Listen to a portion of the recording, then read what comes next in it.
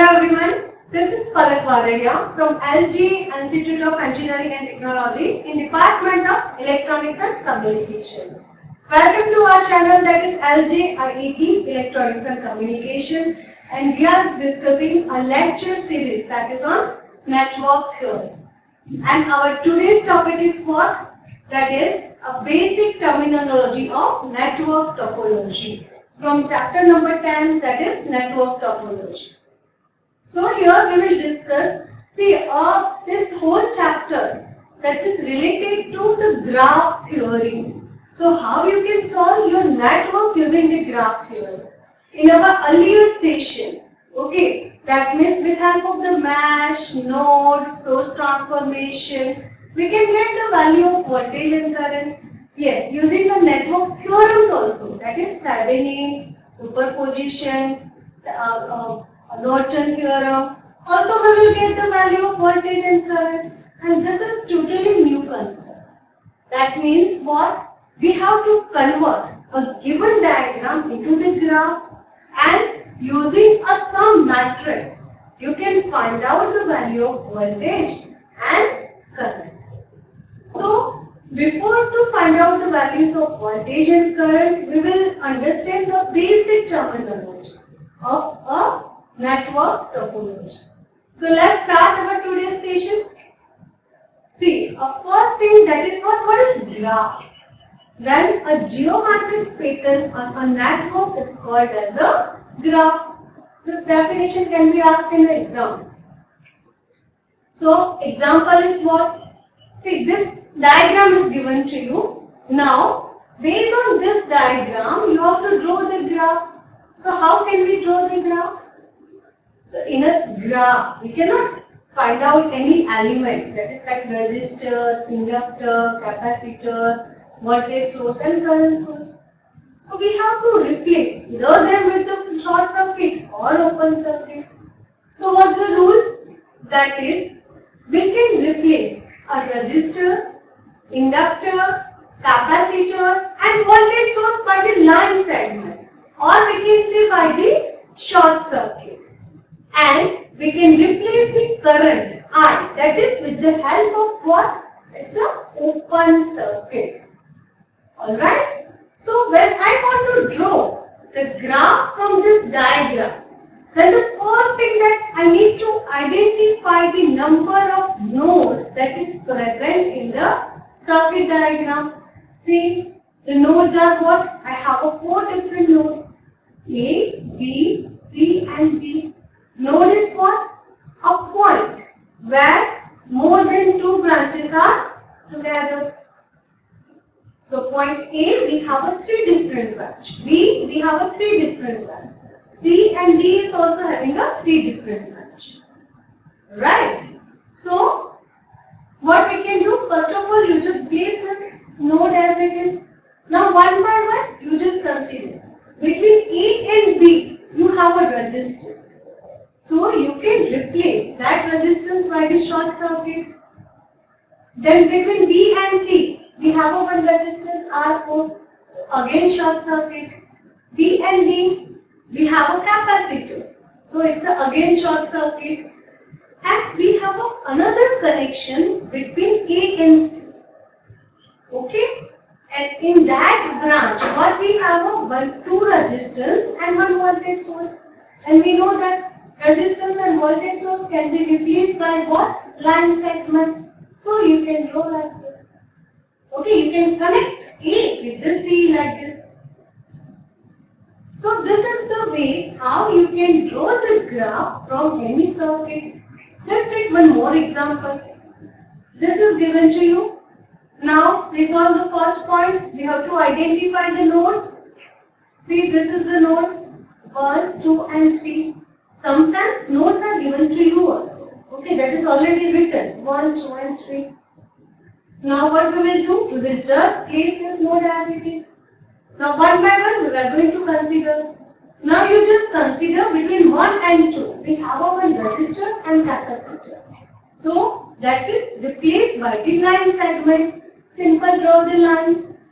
Now between this we have one resistance And we know very well that is also 2 and 3, that is also connected with the line segment. Now 1 and 3, what we have? We have one resistance and current source. Resistance is fine, we can replace that resistance with the line segment. But what about the current source?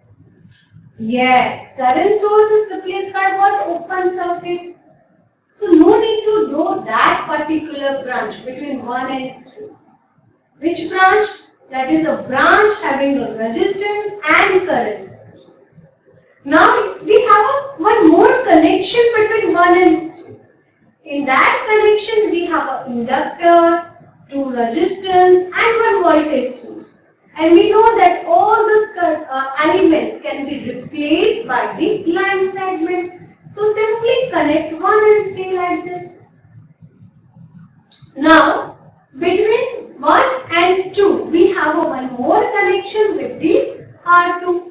So you just simply show this connection like this. So this way you can draw a graph from any circuit diagram. Just remember two key points. First is resistor, inductor, capacitor and voltage source is replaced by the line segment and current source is replaced by the open circuit. Now next is directed graph. In all the branches of a graph is represented with the arrow. That is direction. If any direction is there in the graph, then that graph is known as a what? Directed graph. Okay? The arrow indicates the direction of the current flow in each branch. Hence the graph is called as a oriented graph. Sometimes this graph is also known as a oriented graph. And see the example. This is a one graph and you just see that some directions are given to you. Some are incoming, some are outgoing. Alright. So this is the example of directed graph. In an exam, please write the definition as well as example related to that. Then undirected graph.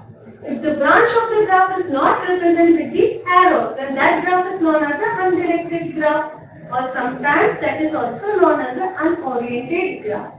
So see here, as such in this graph, we have not specified any direction. Okay, so this is known as an unoriented graph. Next is what? Is a planar graph. A graph drawn on a 2D plane is said to be planar if two or more branches do not intersect. Okay, underline this word. Do not intersect or cross at a point which under their node. So I'll give you one example. See, this is what? This is, here we have a node, but the branches are intersect at the node only. So this is the example of planar graph. This is also the example of the planar graph. Here, see the 4 nodes are there, or we can say the branches are intersect at the node only. Okay, if you don't want to consider this 2, here also you can consider 2 nodes. Okay. Then third is what? Non-planar graph. A graph drawn on a 2D plane is said to be non-planar if 2 or more branches are intersect or cross, that is other than a node, like this. See here. The branch is what? Like they are intersect, but that point is not a node. That is known as a what? It's a non-planar graph. Now next is what? This is subgraph. A subgraph is a subset of branches and a node of a graph. For example, this graph is given to you. Now, you are not going to use a whole graph. You want to use some particular portion of the graph. That is known as a subgraph. I'll give you some examples like this. Consider first example. In that, I just consider 2 branches, that is B and C only. In a second example, I have considered 3 different branches, that is B, C and E. In the third, just 2 branch B and A. So is that not any thumb rule? That means you have to use this many branch, you have to use this many nodes. You can take the part of the graph, that is known as a subgraph. You can't take whole graph. Okay, just take the sub part of the graph, that is known as a subgraph. Now next is what is a connected graph. So the name itself suggests that if there is exists at least one path between any two nodes, that is known as a connected path. Alright. So consider this here. See, to reach each and every node, we have a one path. It may happen we don't have any direct path, but it is alright if we reach that node with via any other node. See, in a definition, they have not mentioned that there should be a one direct path. Okay, but here at least you have a one path to reach any particular node. That is known as a connected graph. Now here, if you want to reach from 1 to 2, we have a one path. If you want to reach 1 to 3, we have two paths. One is the direct, another is via 2. Similarly, we can reach from 1 to 3 also like that. Then, degree of the node. The number of branches are terminating at the node is known as a degree of node. Consider this. See, in a node number 1, how many branches are there? How many branches are connected? That is 3. So the degree of node 1 is 3. Similarly, you just consider the node 2. In node 2 also, we have a 3 branch. So degree of node 2 is also 3. Then 3, here also we have a 3 different branch. That means the number of branches that is connected with that node, that is known as a degree of node.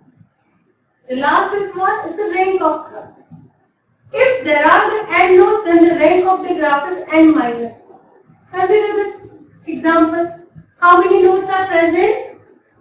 Yes, 4 nodes. Then the rank of the graph is what? 4 minus 1. That equal to 3. Now tree. This is very important definition. A tree is a connected subgraph. Now think just, what is subgraph? It's not a whole graph, it's a part of graph. What is connected? That means at least we have a one path to reach each and every node. Now you just combine these two definitions. At least we have a one path to reach in each and every node, and that is also one subgraph. It's not a complete graph. That which contain all the nodes of the graph but should not be any loop in a subgraph. Then that is known as a tree. And the branches of the tree is known as a trees. See how we can draw this. First, maybe this graph is given to you. You just identify how many nodes are there. Example number 1. First you just draw all the nodes. Total 4 nodes. Now one by one you put the branch. The condition is that graph should be connected graph. You see the example number 1, it's a connected graph. Yes, you can reach each and every node, whether it is direct or via any other node. That is all correct. And do you find any closed loop in example number 1? No, that means it's a perfect, it's a tree. Now someone says, I don't want to form a tree like this, I want to form a tree like example number 2. That is also a connected subgraph with node loops.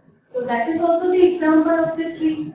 Someone says, no, I want to form the tree like this, example number 3. Okay, you are right, this is what is a subgraph. But here we do not have any loop. So that is also the perfect example of the tree. And someone says, no, I want it goes like this. Then after it is alright.